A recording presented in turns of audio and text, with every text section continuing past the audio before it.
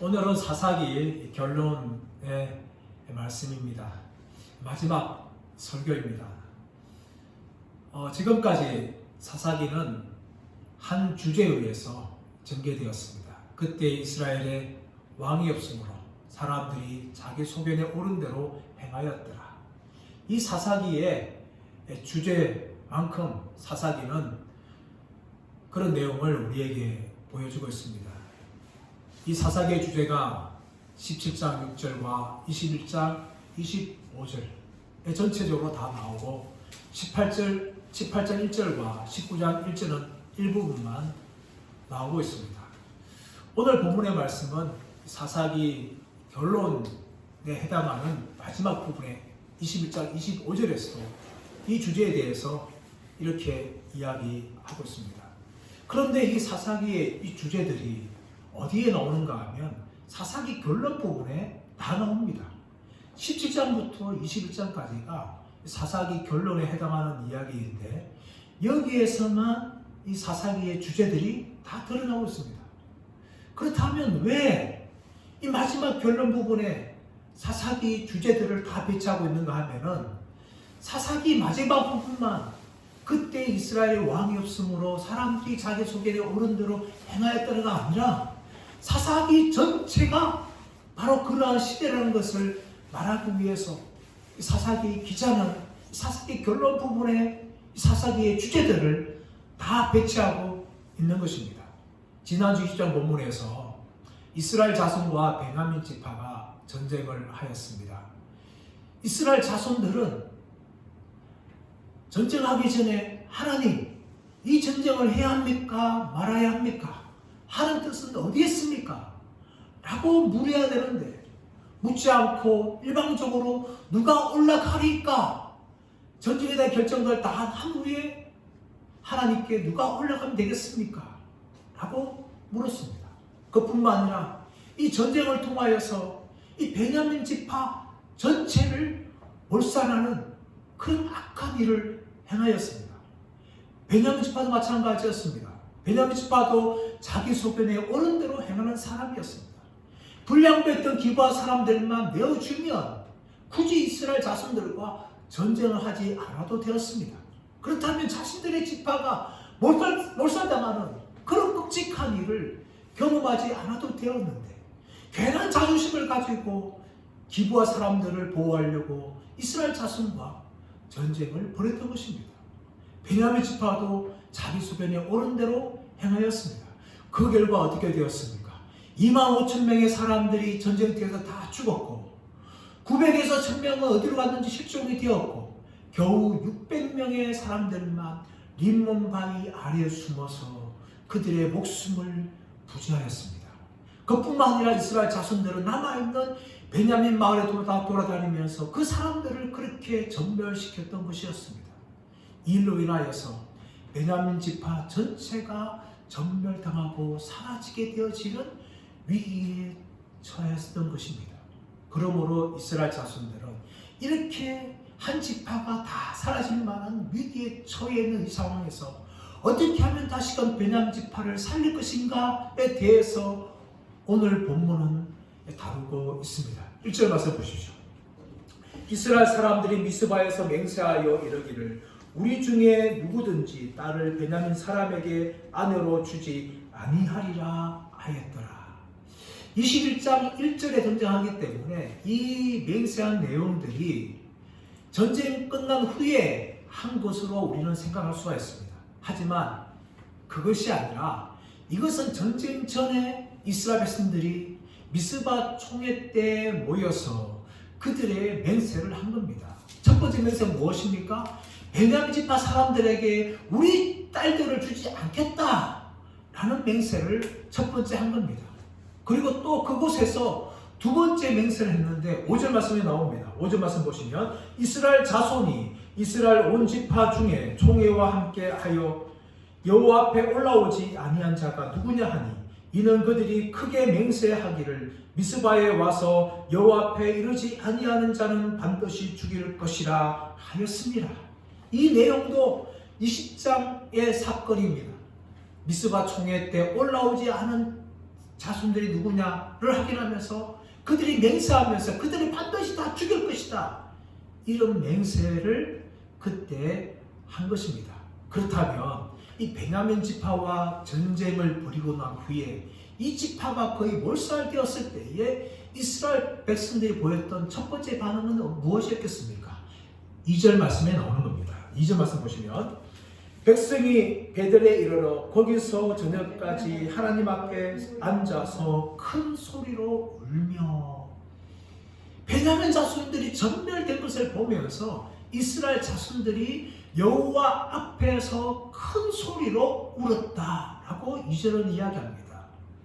우리가 가지고 있는 지금 성경 말고 앞에 있는 개역 한글 번역에서는 큰 소리로 울었다는 것을 대성통곡했다, 그렇게 기가 막히게 사실은 번역을 하였습니다.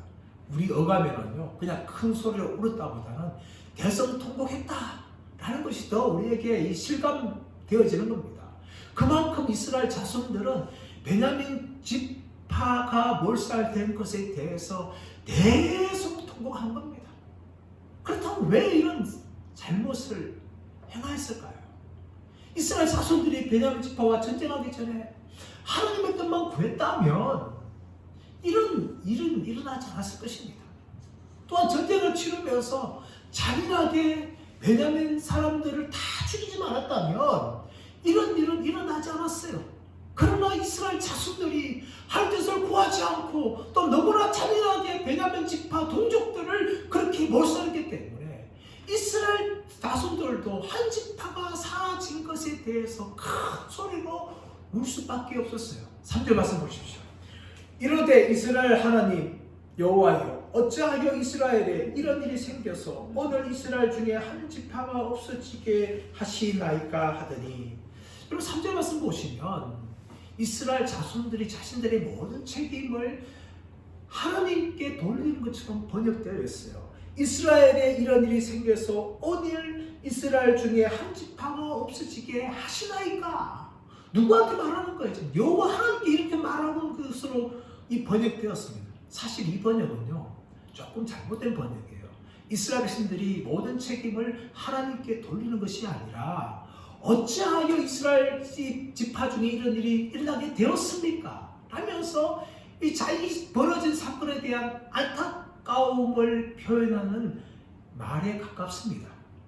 그것을 어떻게 할 수 있는가 하면 바로 5절 말씀 보시면, 자 5절 말씀 보시면 이튿날에 백성이 5절 말씀 이스라엘 자손이 이르되 이스라엘 온 지파 중에 총회와 함께 하여 여호와 앞에 올라오지 아니한 자가 누구냐? 이는 그들이 크게 맹세하기를 미스바에 와서 여호와 앞에 이르지 아니한 자는 반드시 죽일 것이라 하였음이라라고 한 후에 6절 말씀 보시면 이스라엘 자손이 그들의 형제 베냐민을 위하여 뉘우쳐 이르되 오늘 이스라엘 중에 한 지파가 끊어졌도다.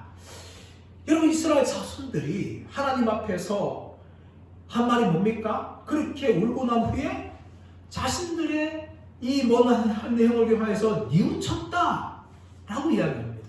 이 뉘우치다 라는 히브리 단어가 나함이라는 단어입니다. 이것은 이 수동적으로 사용되어졌는데 수동적으로 사용되기 때문에 회개하다기보다는 안타까움 그리고 근심함 그리고 후회함 이런 의미에 더 가까운 거죠. 그래서 이 베냐민 지파가 이렇게 한 지파가 다 사라질 만큼 위기에 처한 현실을 보면서 그들은 너무나 안타깝고 그들의 잘못을 후회하는 그런 행동을 지금 보이고 있는 거예요. 그러므로 하나님께 책임을 돌리는 것이 아니라 이 벌어진 모든 일에 대해서 안타까움을 그들이 표현합니다. 그러나 후에 그들이 한 게 뭡니까? 이제 대책을 세우자는 거예요. 7절 말씀 보십시오. 그 남은 자들에게 우리가 어떻게 하면 아내를 얻게 하리요? 우리가 전에 여호와로 맹세하여 우리의 딸을 그들의 아내로 주지 아니하리라 하였도다. 여러분 무슨 대책을 세우는 거예요? 지금 베냐민 지파 600밖에 남지 않았어요. 그래서 그들을 하면 어떻게 하면 아내를 주어서 그들로 하여금 다시 사랑할 수 하게 할 수 있을까? 그것을 지금 논의를 하는 거죠. 병 주고 약 줍니까? 병 줄 때는 언제고 또 이스라엘 자손들 지금 약 주는 거예요. 그런데 이렇게 안타까움을 가지는 것도 사실은 베냐민 지파의 몰살대한 자책 때문에 안타까움 가지는 것이 아니라 사실은 12지파 중에 한 지파가 사라져서 자신들의 힘이 약해진 것 때문에 이들이 안타까워하는 거예요. 결국 이스라엘 자손들은요, 동족에 대한 긍휼함보다 자신들의 지파가 약해진다는 이 집단 이기주의에 사로잡힌 사람들입니다. 하여튼 이 이스라엘 자손들이 이제 대책을 세우면서 하는 일이 뭡니까? 8절 9절 말씀 보십시오. 또 이르되 이스라엘 지파 중에 미스바에 올라와서 여호와께 이르지 아니한 자가 누구냐 하고 본즉 야베스 길앗에서는 한 사람도 진영에 이르러 총회에 참여하지 아니하였으니 백성을 계수할 때에 야베스 길앗 주민이 하나도 거기 없음을 보았습니다. 이미 여러분 5절에서 살펴보았듯이 20장 미스바 총회 때에 그들이 맹세했어요. 이스라엘 자손들 중에서 올라오지 않은 사람들 우리가 전멸시키리라. 그렇게 그들이 맹세했어요. 이미 맹세했는데 지금 와서 보니까 누가 안 올라온 겁니까? 야베스 길앗 사람들이 올라오지 않은 거예요. 그래서 이 사람들이 자신들의 맹세를 지금 지키려고 하는 겁니다. 야베스 길앗은 다시 말하면 요단강 동편 쪽에 있는 두 지파 반, 르우벤, 갓, 머나세가 살고 있는 이 갓 지파가 중심된 길르앗 땅에 있는 마을입니다. 이 길르앗 땅에 물이 잘 빠지는 땅이라는 이름을 가지고 있는 비옥한 땅이에요. 이 땅에 살고 있던 사람들이 바로 야베스 길르앗 사람들입니다. 이 야베스 길르앗 사람들 중에는 한 명도 올라오지 않은 거예요. 그러므로 이스라엘 백성들은 이들을 전멸시키자라고 이제 그들이 이야기하는 거죠. 10절의 말씀 보시면 회중이 큰 용사 12,000명을 거리로 보내며 그들에게 명령하여 이르되 가서 야베스 길앗 주민과 부녀와 어린아이들을 칼날로 치라. 너희가 행할 일은 모든 남자 및 남자와 잔 여자를 진멸하여 바칠 것이니라 하였더라.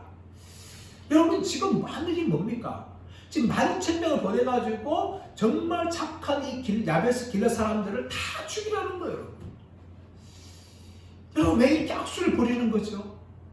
왜 이렇게 이스라엘 자손들은 이미 베냐민 지파도 전멸시켰는데 또 요단강 동쪽에 있는 이 야베스 길앗 사람들을 다 이렇게 죽이라고 이렇게 이야기합니까? 왜 이런 일을 벌이는 겁니까? 첫 번째로 바로 그들이 첫 번째 맹세를 취소하면 되었습니다.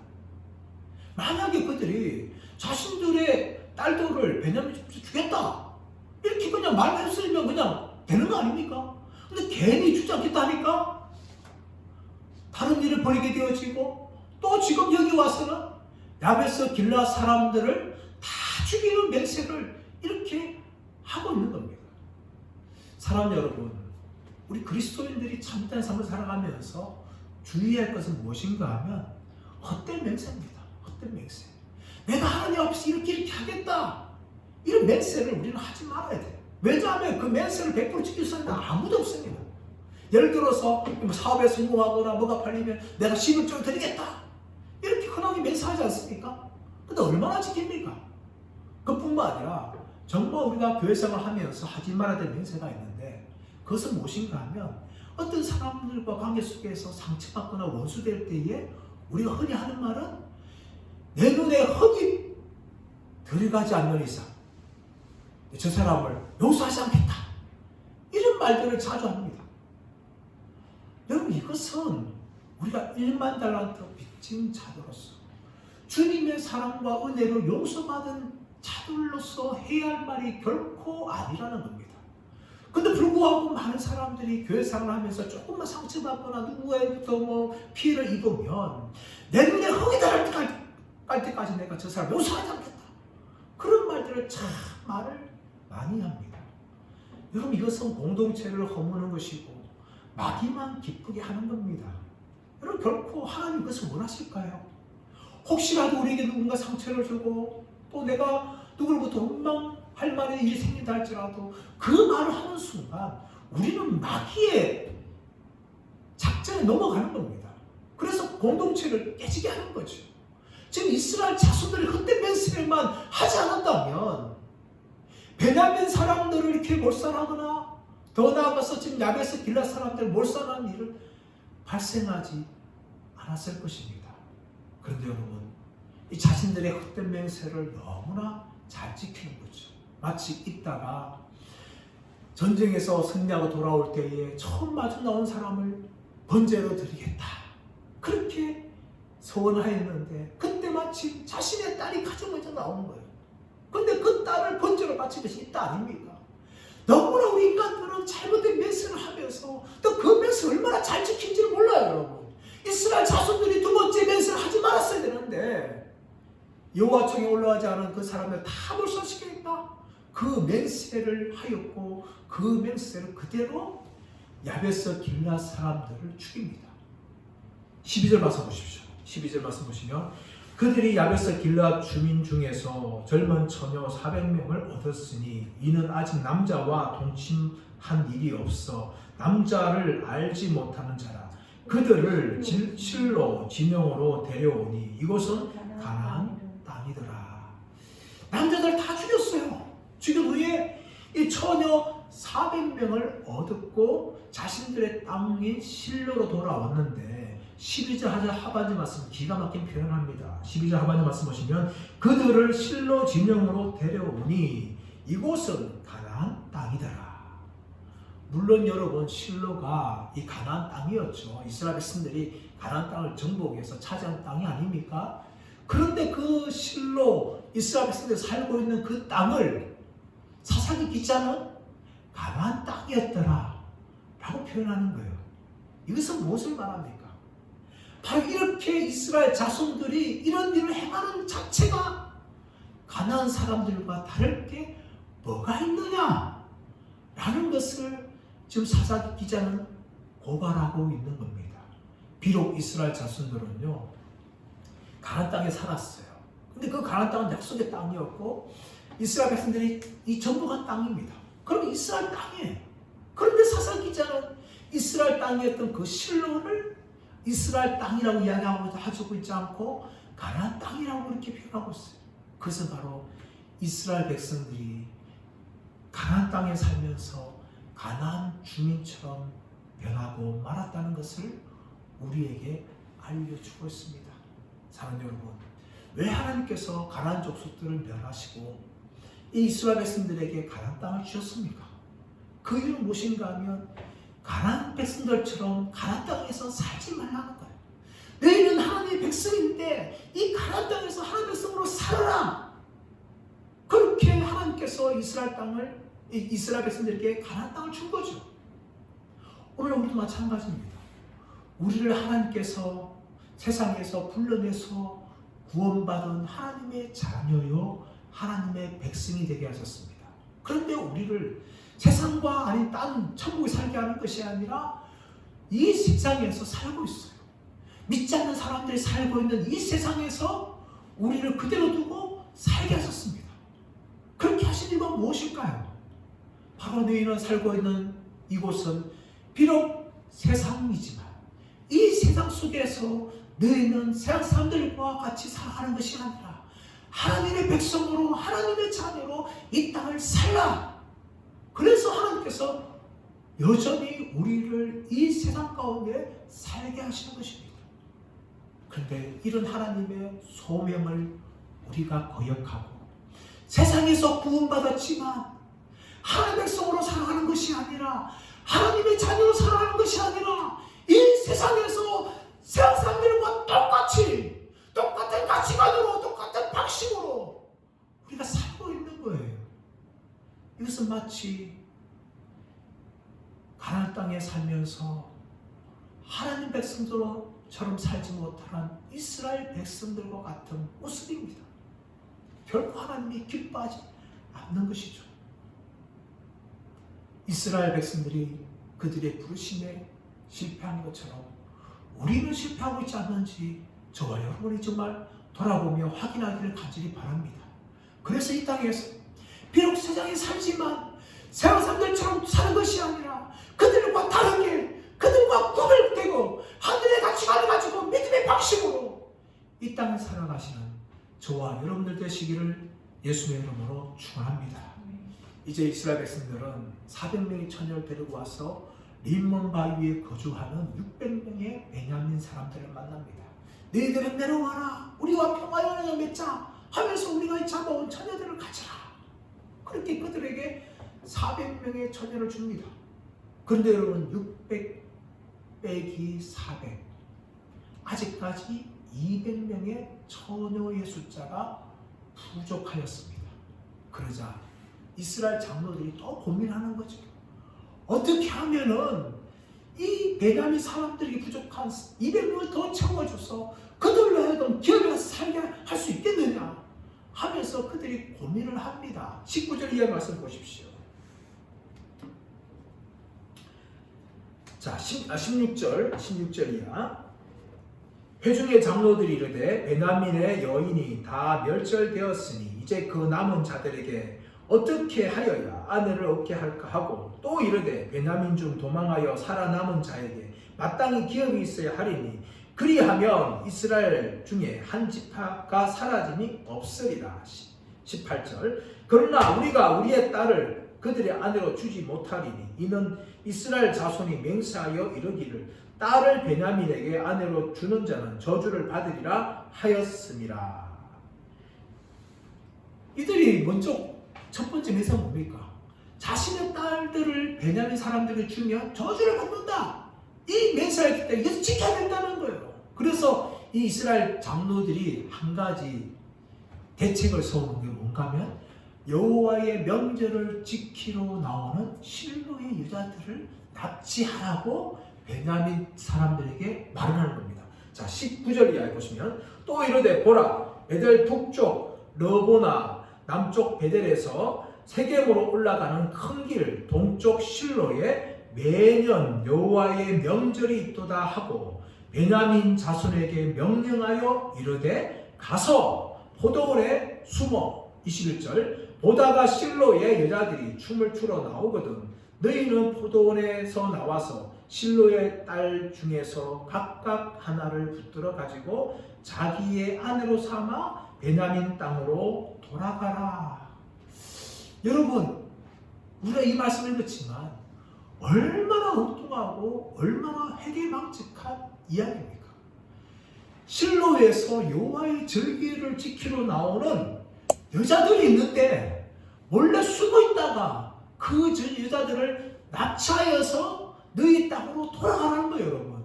21절에 표현되어 있는 붙들어 가지고, 이 단어는 하다프라는 단어인데 이 단어가 의미가 무엇인가 하면 사자가 몰래 숨어 있다가 먹잇감이 지나갈 때 확 덮쳐서 그 먹잇감을 죽여서 빼앗아가는 거예요. 그 표현을 쓰고 있는 거예요, 여러분. 너희가 숨어 있다가 여자들이 나오면 그 여자들을 납치해서 너희 지파로 데려고 돌아가라. 여러분, 어떻게 이스라엘 땅에 이런 일들이, 이것을 계획이라고 말하면 안 됩니까? 그것도 이스라엘 장로들이. 여러분, 이 계획들을 지금 베냐민 사람들에게 말합니다. 그러면서 21절 말씀 보시면 만일 그의 아버지나 형제가 와서 우리에게 시비하면 우리가 그에게 말하기를 청하건대 너희는 우리에게 은혜를 베풀어 그들을 우리에게 줄지니라. 이는 우리가 전쟁할 때에 각 사람을 위하여 그의 아내를 얻어주지 못하였고 너희가 자유로 그들에게 준 것이 아니니 너희에게 죄가 없을 것임이라 하겠노라 하매. 이스라엘 장로들이 막아주겠다는 거예요. 너희들이 그런 일을 행하면 우리가 다 막아주겠다. 혹시 이 여자들의 아버지나 오빠나 뭐 형제들 와서 따지게 되어지면 이 베냐민 사람들이 여자가 부족하니까 너희가 은혜를 베풀라. 그렇게 말하면서 동시에 너희가 맹세를 어긴 것이 아니니까 너희는 아무 죄 없다. 그렇게 말해주겠다는 거예요.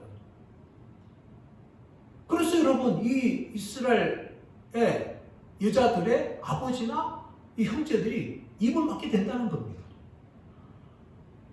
이 읽고 난 후에 이스라엘 사람들은 다 뿔뿔이 다 자기 집으로 들어가고 베냐민 사람들도 200명의 처녀를 더 구해가지고 자기 집으로 돌아갔어요. 아무 문제가 발생하지 않는 것 같습니다. 근데 여러분 이 일을 보면서 우리는 무엇을 볼 수 있을까요? 마지막 순간까지 이스라엘 땅에 왕이 없으므로 사람들이 자기 소견에 옳은 대로 행하고 있는 모습을 봅니다. 이스라엘 장로라는 사람이 이것을 계획이라고 이야기하고 있습니까? 더 나아가서 여러분, 자신의 딸이 없어졌어요. 사라졌어요. 납치됐어요. 그렇다면 그 아버지와 그 형제가 그냥 우리는 고의로 준 것이 아니니까 괜찮다, 우리한테 아무 저주가 없다 하면서 자기 집 돌아가면 이것도 되는 일입니까 여러분? 근데 이 와중에 여러분, 누가 지금 피해를 보고 있는 거예요? 아무 죄 없는 200명이라는 이 실로의 여자들이 자신의 의도와 상관없이 그냥 갑자기 베냐민 사람들에서 납치돼서 끌려가고 있는 이런 모습을 보여주는 겁니다. 이것은 이스라엘의 왕이 없을 때에 어떤 일이 일어나고 있는지를 우리에게 보여주고 있는 거예요. 왕이 통치하지 않는 그 시대에 피해본 사람 누굽니까? 바로 힘이 없는 사람들이에요. 연약한 사람들이에요. 여성들과 같은 사람들이에요. 우리는 19장 말씀에서 보았듯이 이 기부와의 불량배에서 윤난당하는 레위인의 척, 또 아직도 살아있지만 자신 남편에 의해서 토막토막 나여가 시체가 되어서 보내지는 이 레위인의 척의 모습을 보았습니다. 여성들의 인권이 완전히 남자들에 의해서 짓밟혔어요. 뿐만 아니라 오늘 이 사건에서도 이 실로의 여자들이 이스라엘 장로들이나 또 자기 아버지나 형제들에 의해서 자신들의 인권이 완전히 짓밟혀서 사라지게 되었지만 이런 비참한 현실의 모습을 사사기는 고발하고 있습니다. 마치 아무런 발생하지 않는 것처럼 그렇게 사사기가 결론되어지고 있는 가운데 있는데, 이 사사기의 기자는 이 마지막 사건을 통하여서 이스라엘의 왕이 없을 때에 어떤 일이 일어나고 있는지 이 결론들을 통하여서 우리에게 보여주고 있었습니다. 17장에서 21장 이 사건은 이스라엘 땅 가운데 왕이 없을 때에 우상 숭배, 동성애, 그리고 동족 살해, 강간, 그리고 여성 납치, 이런 끔찍한 죄들이 이스라엘 땅 가운데 계속해서 일어나고 있다는 것을 우리에게 보여주고 있어요. 그래서 결론적으로 21장 25절에서는 사사기의 주제를 다시 한번 반복하는 겁니다. 그때에 이스라엘의 왕이 없으므로 사람들이 자기 소견에 옳은 대로 행하였더라 라고 사사기의 주제로 사사기의 결론을 맺고 있습니다. 사랑하는 여러분, 이 사사기의 시대는 마치 오늘날 우리 시대와 같지 않습니까? 우리가 뉴스를 볼 때마다, 신문을 볼 때마다 너무나 놀랄 수밖에 없는 끔찍한 사건, 사고들이 계속해서 일어나고 있습니다.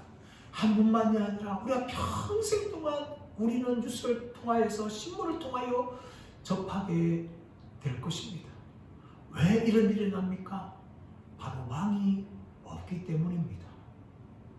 이런 사사기는 이스라엘의 왕이 없을 때에 어떤 일이 일어나는지를 보여주고 있는데, 여러분, 그렇다면 이 왕이 없는 이 사사기의 끔찍한 모습들을 해결할 수 있는 방법이 무엇일까요? 한 가지밖에 없습니다. 그것은 무엇인가 하면 왕을 세우는 것입니다. 왕을 세우는 것. 근데 여러분, 이 사사기는 왕이 없는 이스라엘 모습을 보여주면서 끝이 나지만 성경은 룻기부터 시작해서 왕을 이야기해 줍니다. 여러분, 룻기의 이야기가 뭡니까? 보아스라는 남자와 모압 여인 룻의 사랑 이야기를 말하고 있는 것입니까? 물론 끝은 이 보아스와 룻의 결혼을 이야기합니다. 여러분, 그러나 룻기의 목적은 그것이 아니에요. 여러분, 이 보아스와 룻과의 결혼을 통하여서 바로 다윗을 이야기합니다. 이스라엘의 가장 강력하고 위대한 왕이었던 다윗을 말하기 위해서 룻기가 기록되어져 있는 거예요. 그렇다면 왜 성경은 룻기를 통하여 다윗 왕을 이야기하는 겁니까? 그것은 다윗이 이스라엘 역사와 하나님 역사에 아주 중요한 인물이기 때문입니다. 두 가지입니다. 하나 무엇인가 하면 이스라엘의 수많은 왕들 중에 다윗만큼 하나님께 인정받은 믿음의 왕이 없다는 겁니다. 물론 다윗 왕도 밧세바 간음 사건을 통하여서 그의 가정에 정말 온갖 피비린 나는 그런 사건을 일으킨 그런 사람이었어요. 그도 연약한 인간이었습니다. 그러나 하나님께서 다윗을 인정한 이유는 무엇인가 하면 오로지 다윗은 하나님만 사랑하며 하나님을 향하여 믿음을 지켰던 사람이었기 때문입니다. 그래서 성경은요, 이스라엘 왕들을, 다윗 이후의 왕들을 두 가지로 나눕니다. 하나는 다윗처럼 믿음을 잘 지키는 왕들이고, 또 하나는 다윗과 반대의 길을 걸어갔던 사람들입니다. 그런 사람들의 표현은 무엇입니까? 믿음을 잘 지켰던 사람을 향하여서는 자기 조상 다윗과 같이 여호와 보시기에 정직히 행하였더라. 그것을 표현합니다. 그러나 반대로 다윗과 달리 우상을 숭배했던 사람들은 자기 조상 다윗과 같이 아니하였더라. 그렇게 표현한 것이죠. 그만큼 다윗은 하나님 앞에서 인정받은 사람이었고 다른 모든 왕들의 표준이 되었던 사람이기 때문입니다. 또 한 가지는 무엇인가 하면 다윗은 바로 예수 그리스도를 예표합니다. 혼란한 이 사사시대를 종결하고 위대한 이스라엘의 왕정시대를 열어갔던 사람이 다윗이었습니다. 마찬가지로 우리 구주 예수 그리스도께서는 이 땅에 만왕의 왕으로 오셔서 죄로 가득한 이 세상을 해결하신 분이십니다. 그러므로 다윗은 예수 그리스도를 보여준 예표입니다. 예수 이 땅에 오셔서 진정한 왕으로서, 진정한 구주로서 사사시대와 같은 이 시대를 종결하신 분이십니다. 그러면 여러분, 사사시대와 같은 이 시대가 해결될 수 있는 유일한 길은 무엇입니까? 바로 예수 그리스도를 왕으로 인정하고 섬기는 것입니다. 그럴 때 우리는 영원한 죄에서 구원받아서 하나님의 자녀가 되고 의롭다 인정받게 되어집니다. 그뿐만 아니라 사사시대처럼 자기 소견에 옳은 대로 행하는 삶이 아니라 하나님의 말씀에 순종하고 하나님의 말씀을 따라 살아가게 되어지는 이런 삶을 살게 되어지는 겁니다. 사랑하는 여러분, 그것이 바로 믿음의 사람에게 주어진 복입니다. 오늘날 이 시대가 왜 이렇게 혼란합니까? 그 이유는 무엇인가 하면 사공이 많기 때문입니다. 사공이 많으면 배가 산으로 가게 되어지는 것입니다. 그러나 많은 사공 중에서 정말 절대적인 사공만 있다면 배는 올바른 방향으로 가게 되어지는 것이죠. 많은 사람들이 자기가 다 왕이에요. 자기가 왕이기 때문에 자기 마음대로 살아가고 있습니다. 그런데 진정 왕이신 예수 그리스도를 만나게 되어지면 자기의 소문대로 살아가는 그 삶이 청산되어지고 정말 만왕의 왕이신 예수 그리스도를 위해 살게 되어지고 그분의 말씀대로 순종하는 그런 삶을 살게 되어지는 것입니다. 사랑하는 여러분, 아무리 세상이 사사시대와 같이 혼탁할지라도 우리는 진정한 왕이시며 절대적인 구주 되시는 예수 그리스도를 믿고 따르는 분들 되길 축복합니다. 그럴 때 우리는 더 이상 사사시대처럼 자기 소견대로 살아가는 인생이 아니라 하나님을 기쁘시게 하고 하나님의 영광을 위해서 살아가는 백성들 될 줄 믿습니다. 저희 모두가 다 예수 그리스도를 왕으로 섬기는 하나님 백성의 믿음의 길을 걸어가시기를 예수님의 이름으로 축원합니다.